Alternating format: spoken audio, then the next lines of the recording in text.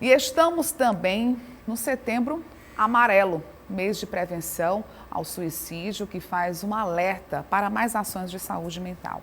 De acordo com a Organização Mundial da Saúde, todos os anos, cerca de 1 milhão de pessoas tiram a própria vida. Mas esse percentual assusta ainda mais ao mostrar que o suicídio está entre as principais causas de mortes entre adolescentes.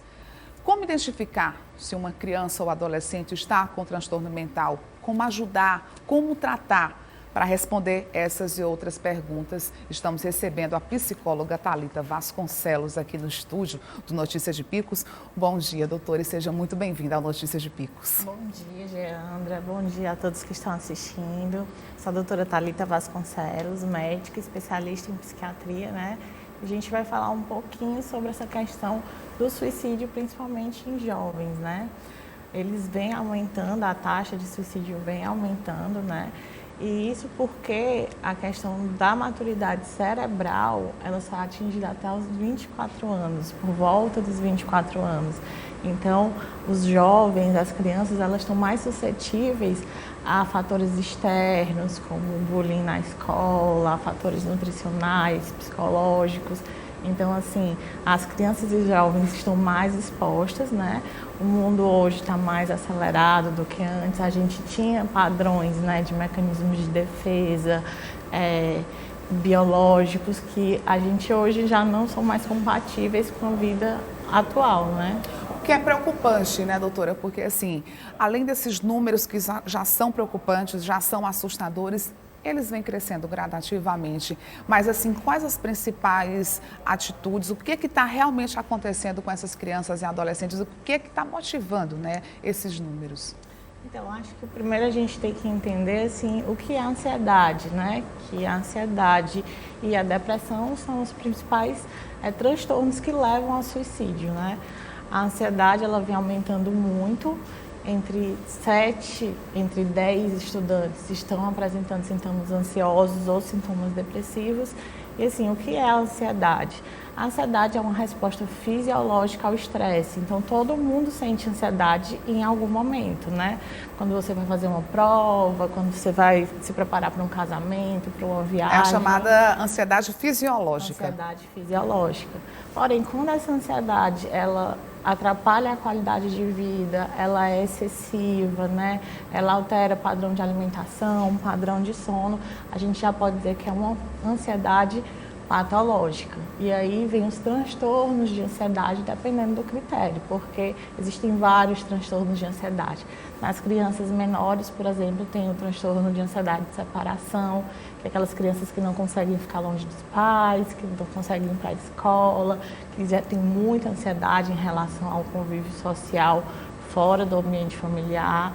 Tem a transtorno de ansiedade generalizada, que é a principal causa de ansiedade nos jovens, né, nos adolescentes. Então, assim, como a ansiedade e a depressão está aumentando por conta de estilo de vida, pós-pandemia, teve isolamento Agravou social. também, né, doutora, essa questão de pós-pandemia, principalmente em relação às crianças que vão para a escola. Geralmente elas vão para a escola, né, voltaram a essas aulas presenciais, e elas levaram muito a questão da experiência de casa.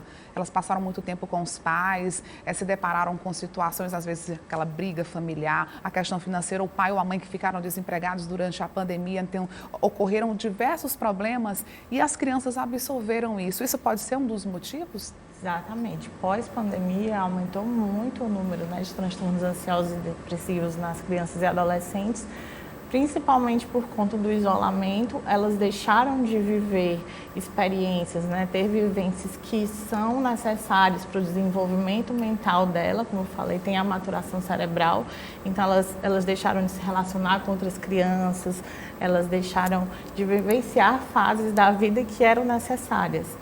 E também há outros fatores que a pandemia trouxe, né? Aumento de violência doméstica, porque teve o desemprego dos pais, a criança ficou mais exposta àquele ambiente, né? Então, tudo isso aumentou, provocou o aumento, né, da ansiedade, da depressão, que combinam, né, às vezes, com suicídio.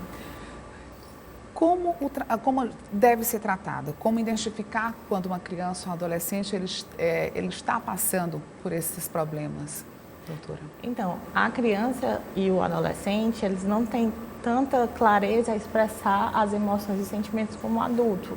Não é tão fácil caracterizar a depressão e a ansiedade das crianças e adolescentes como nos adultos.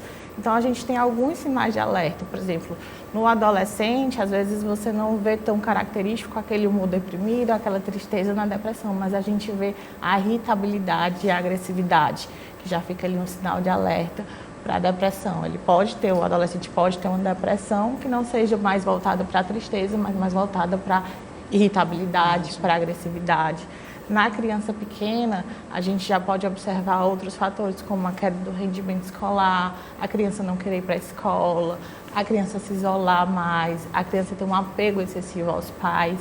Então, assim, são características que são bem diferentes da depressão e da ansiedade no adulto. A senhora falou a questão do adolescente, né, dessa questão da irritabilidade, da falta de paciência. Isso já são características da adolescência, desse momento de transição, né, da fase de criança para adulta.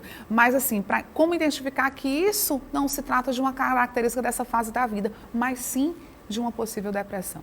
Então, como você falou, realmente na adolescência a gente já tem a questão dos fatores hormonais, então eles já estão passando por uma fase de adaptação, então realmente vão ter fases de irritabilidade, né? Vão ter fases de tristeza, fases de dúvidas, né, desses adolescentes, mas quando essa irritabilidade é constante, atrapalha a qualidade de vida, causa prejuízo para aquela família, o adolescente não dorme bem, né? Tem a questão da automutilação, às vezes, né, que é muito comum nessa fase da adolescência, quando o adolescente está com depressão. Então, quando a gente vê no contexto geral que atrapalham outras esferas da vida daquele adolescente, a gente já pode pensar em depressão. Doutora, só para finalizar, como é assim a melhor forma de se tratar? É com a ajuda profissional, não é isso? Né? Exatamente, tem que buscar ajuda profissional, principalmente quando identificar esses primeiros sintomas que não são tão claros, mas que podem já ser um indício de depressão e ansiedade, como eu falei, né? Um isolamento, uma irritabilidade, para fazer uma avaliação precoce, para ter o melhor tratamento.